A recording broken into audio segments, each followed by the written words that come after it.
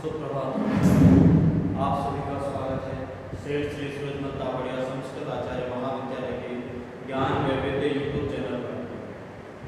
शास्त्रीय द्वितीय वर्ष के पाठ्यक्रम में साहित्य दर्पण में हम संबोधन के बारे में पढ़ रहे थे। जो नाट्योक्तियाँ हैं, नाटक की उक्तियाँ, नाटक में पात्रों के लिए किस प्रकार से शब्दों का प्रयोग किया जाता है वो नाट्योक्तियाँ, और उसके बाद हम संबोधन पढ़ रहे थे कि पात्रों के द्वारा एक दूसरे को जो संबोधन करना होगा तो संबोधन के लिए किन बातों का, किन शब्दों का प्रयोग किया जाएगा, उनके बारे में हम पढ़ रहे थे। आगे वही संबोधन की कड़ी में गुरु अपने शिष्य को संबोधन करने के लिए क्या बोलेगा, बड़ा भाई अग्रज जो है वो अनुज को संबोधन के लिए क्या बोलेगा, उस प्रकार के जो संबोधन है उनके बारे में हम आगे पढ़ रहे हैं। शिष्यो अनुजस्य वक्तव्यो अमात्य आर्येति चाधमहि। शिष्यो अनुजस्य वक्तव्यो अमात्य। शिष्य और अनुज के लिए गुरु अपने शिष्य को और अनुज अग्रज जो है वो अपने अनुज को किस नाम से बुलाएगा, तो उसके लिए कहा यहाँ पर वत्स शब्द का प्रयोग किया, या पुत्रक शब्द का प्रयोग किया, या फिर तात शब्द का प्रयोग किया है। अमात्य आर्येति चाधमहि, और अमात्य को अगर कोई अधम व्यक्ति जो है वो अगर बुलाएगा तो वो उसको आदि शब्द का प्रयोग करके बुलाएगा। विप्रेर अमत्याति सचिवेति च भण्यते, और अगर कोई विप्र है वो अमात्य को अगर संबोधित करेगा तो वो सचिव शब्द से या अमात्य शब्द से ही संबोधित कर सकता है। पुनः साधु इति तपस्वी च प्रशांतश्चोच्यते बुधैः, और अगर तपस्वी और वीतरागी जो है, जो तपस्वी है, ब्राह्मण है, उसके लिए साधु शब्द का प्रयोग किया गया है संबोधन के लिए, उसे साधु शब्द से संबोधित किया जा सकता है। उपाध्यायेति चाद्यो महाराजेति भूषितः, अग्रहिताश्च पूज्य शिष्या वेदि निपद्यते। उपाध्यायेति च आर्यो महाराजेति भूषितः, और शिष्य आदि के द्वारा अगर किसी पूजनीय को आमंत्रित किया जाएगा अर्थात संबोधित किया जाएगा तो उसके लिए सुग्रहित नाम से संबोधित कर सकते हैं। और यदि आचार्य का आमंत्रण पद होगा तो उसे उपाध्याय शब्द से बुला सकते हैं। जो आचार्य होगा उसको उपाध्याय कह सकते हैं, और जो पूजनीय कोई पुरुष है तो उसे सुग्रहित नाम से संबोधित कर सकते हैं। और अगर राजा है तो राजा के लिए महाराज शब्द का प्रयोग कर सकते हैं, महाराज शब्द से उसको संबोधित किया जा सकता है।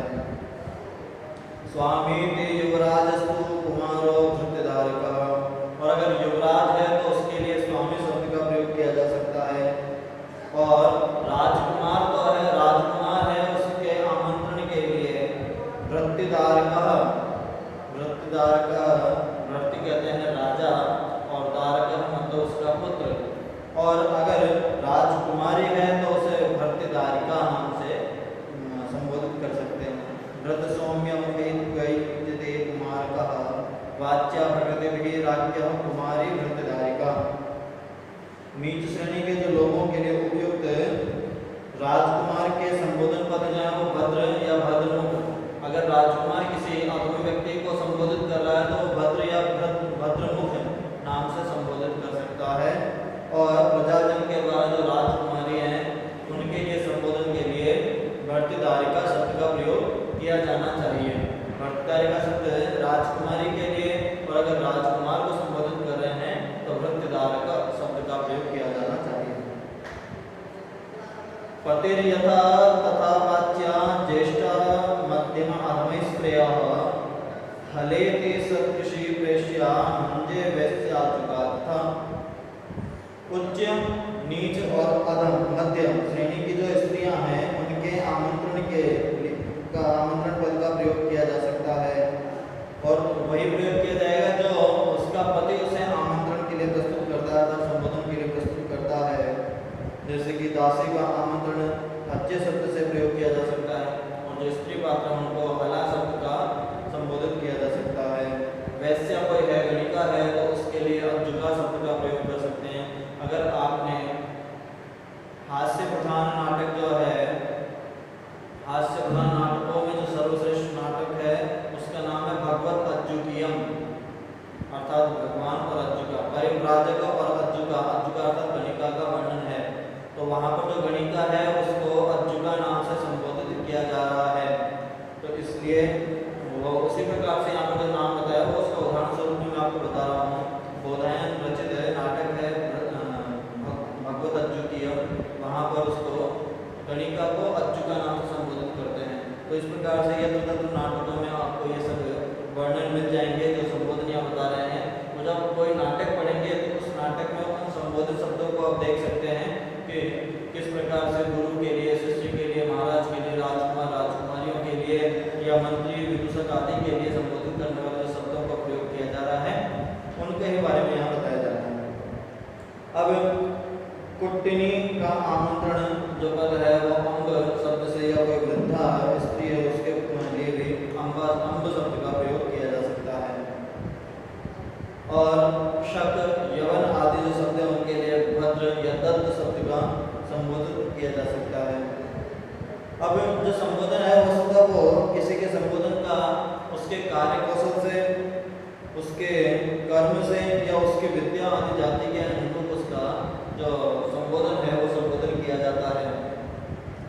जहाँ पर और अन्यत्र अगर कहीं है तो उसका किसी प्रकार से उसका जो उचित लगे वो संबोधन किया जा सकता है, जैसे कि मालाकार, सोनार, न्यायिक, मीमांसक, ब्राह्मण आदि का संबोधन किया जाए। अब जो हमारा आज का मुख्य बिंदु है वो है भाषा विभाग। भाषा विभाग अर्थात नाटकों में जो श्रेणी के अनुसार लोगों की भाषाओं का निरूपण किया गया है कि कौन किस प्रकार की भाषा का प्रयोग करेगा। सामान्यतः हम लोग जानते हैं कि संस्कृत भाषा के नाटक में तो संस्कृत भाषा का ही प्रयोग होगा, लेकिन संस्कृत मिश्र भी भाषा में अनेक प्रकार की पाई जाएगी। उसमें मुख्य रूप से दो ही भाषा हम नाटकों में देखते हैं, एक संस्कृत और दूसरे प्राकृत। उसे हम सामान्य रूप से कह सकते हैं कि जो उच्च कोटि के पात्र हैं वो संस्कृत भाषा का प्रयोग करेंगे, राजा महाराजा या फिर ऋषि मुनि आदि जो है देवतागण है वो जब संवाद बोलेंगे तो वो संस्कृत भाषा में ही संवाद बोलेंगे। और उनके अतिरिक्त जो स्त्री पात्र है या अधम पात्र है वो सब जो है प्राकृत भाषा में प्रयोग करते हैं, संवाद करते हैं। ये हम मुख्य रूप से सामान्यतः सब जानते हैं। लेकिन जो साहित्य दर्पण अनुसार या नाट्यशास्त्र अनुसार जो श्रेणियां हैं या जो देश विदेश है उसके अनुसार भाषाओं का विभेदन किया गया है कि किसके लिए कौन सी भाषा का प्रयोग करना है। वो भाषा विभाग मैंने आपको यहाँ बता रखा है। संस्कृत जो भाषाएं होती है वो कौन कौन सी है? संस्कृत, सौरसेनी, महाराष्ट्री, मागधी, अर्ध मागधी, गौड़ी, आवंती, वैदर्भी, सावरी, पारलिक, द्राविड़ी, आविरी, चांडाली, पैशाची और प्राकृत, ये भाषाएं जो नाटकों में प्रयोग की जाती हैं। अब इनमें जो उच्च श्रेणी के जो पात्र होते हैं, जैसे कि मैंने बताया आपको राजा महाराजा आदि, वो उच्च श्रेणी के पात्रों के लिए संस्कृत भाषा का प्रयोग भी किया जाता है। उसके बाद में पुरुषाणाम अनीचानाम संस्कृतम स्यात् कृतात्मनाम, पुरुषाणाम पुरुषों के लिए, और वो भी कौन से पुरुष? अनीचानाम जो नीच नहीं, अर्थात जो श्रेष्ठ पुरुष हैं उनके लिए संस्कृत का प्रयोग किया जाना चाहिए। सौरसेनी प्रवक्तव्याम तादृशानाम च योषिताम, और जो उच्च श्रेणी की जो पढ़ी लिखी स्त्रियां हैं तादृशीनाम उनके लिए सौरसेनी भाषा का प्रयोग किया जाना चाहिए। आसामेव गातासु महाराष्ट्र प्रयोजयत, और जो कुलीन स्त्रियां जो गीत आदि गाती हैं वैसे स्त्रियों के लिए महाराष्ट्रीय भाषा जो है उसका प्रयोजन बताया है।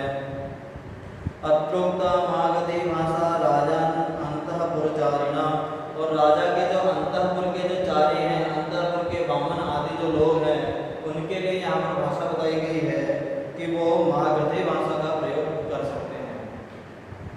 चेटानाम राजपुत्राणाम चेटिनाम चार्ध मागधी, और जो चेट हैं या राजपुत्र हैं, राजकुमार आदि जो हैं वो, और श्रेष्ठी जो हैं, उन सबके लिए श्रेष्ठी जन राजपुत्र या चेट आदि जो है वो अर्धमागधी का प्रयोग कर सकते हैं।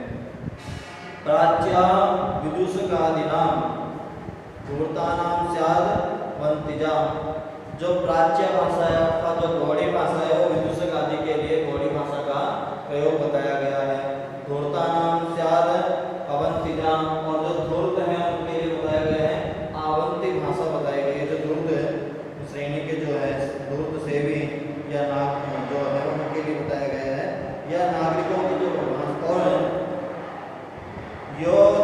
और नागरिकादीनाम दाक्षिण्याति दिव्यता। और जो नागरिक हैं समाज के जो नगरवासी जो हैं उनके लिए वैदर्भी भाषा जो कि दाक्षिणात्य भाषा है उसका प्रयोग बताया गया है, विदर्भ देश वाली जो है। और उसके अलावा सबराणाम शकादीनाम, और जो साबरी भाषा है वो शक यवन आदि जो है उनके लिए साबरी भाषा का प्रयोग दिखाया गया है कि वो साबरी भाषा का प्रयोग किया करें। आगे बाहलिक भाषा द्राविड़ी द्रविड़ासु, और उत्तर दिशा में रहने वाले जो लोग हैं उनके लिए बाहलिक भाषा का प्रयोग दिखलाया गया है, और द्रविड़ जो लोग हैं दक्षिण प्रदेश के जो लोग हैं उनके लिए द्राविड़ी भाषा का प्रयोग बतलाया गया है। अगर आभिर है, आभिर जाति के लोग हैं तो उनके लिए आभरी भाषा का प्रयोग दिखाया गया है। चांडालों के लिए चांडाली भाषा उसका प्रयोग दिखाया गया है। आभिरेषु तथा भीरी चांडाली उपसादिषु, जो चांडाली भाषा है वो चांडालों के लिए। आभरी साभरी चापी काष्ठपात्रोपजीविषु, और जो लकड़ियों का काम करके अपनी उपजीविका चलाते हैं उनके लिए आभरी और साभरी भाषा का प्रयोग दिखाया गया है। तथैवालंकारादौ वैशाची, और जो अंगकार अर्थात जो लोह निर्माण करने वाले काम लोहार जिनको कहते हैं उनके लिए बताया गया है वैशाची भाषा का प्रयोग दिखाया गया है।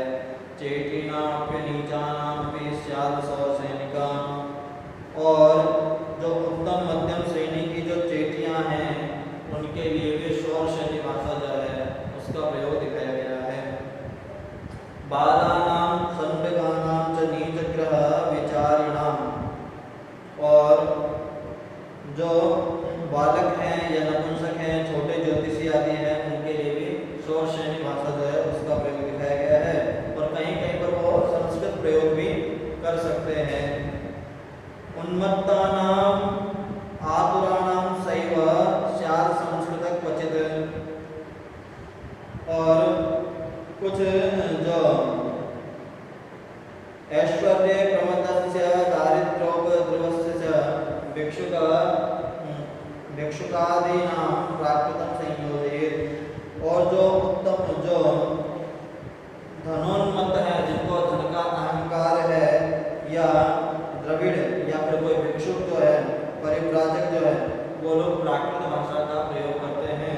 क्वचित कहीं कहीं पर उनको संस्कृत बोलते हुए भी दिखाया गया है। कुछ नाट्याचार में रानी सचिव जो गणिका है उन्हें भी संस्कृत का प्रयोग करते हुए दिखाया गया है।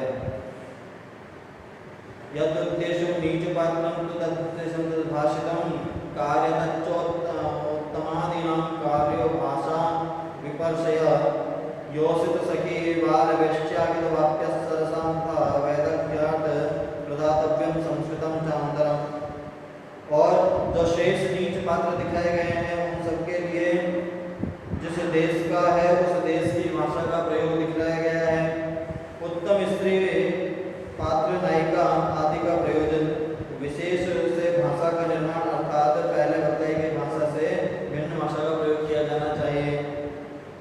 जिन स्त्रियों के लिए पहले शौर शैली भाषा का प्रयोग दिखाया गया है वैसे ही स्त्रियां या उनकी सखी या बालक वैश्या धूर्त या अप्सरा आदि के भाषा के बीच बीच में निपुणता में संस्कृत का प्रयोग भी दिखलाया गया है, क्योंकि इसमें उनकी वेदता का प्रकाशन किया जाता है। इन भाषाओं का जो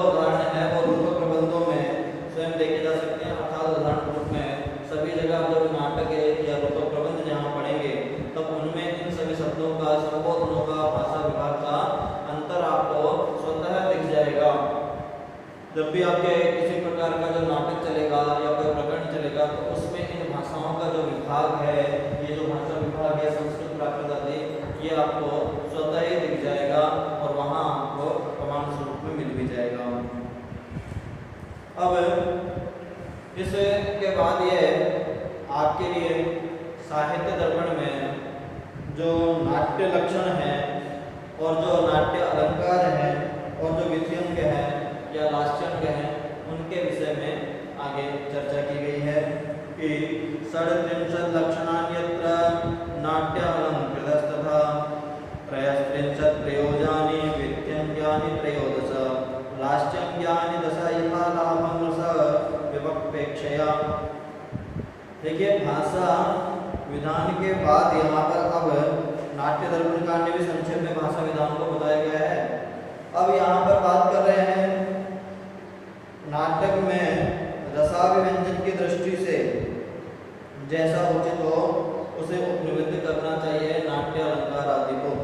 तो नाटक के जो लक्षण हैं वो लक्षण बताए हैं षट्त्रिंशत् लक्षणान्यत्र, जो 63 लक्षण जो 66 लक्षण उसके 67 अर्थात 63 लक्षण बताए गए हैं नाटक के।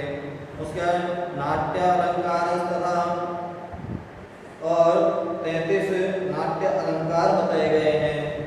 उसके बाद विध्यङ्ग्यानि त्रयोदश और त्रयस्त्रिंशत् प्रयोजनानि दिखाए नाट्य अलंकार के और त्रयोदश बताए विध्यङ्ग्यानि, 13 जो है वो विधि के अंग होते हैं। लास्यांग्यानि 10 और लास्यांग जो है वो 10 होते हैं।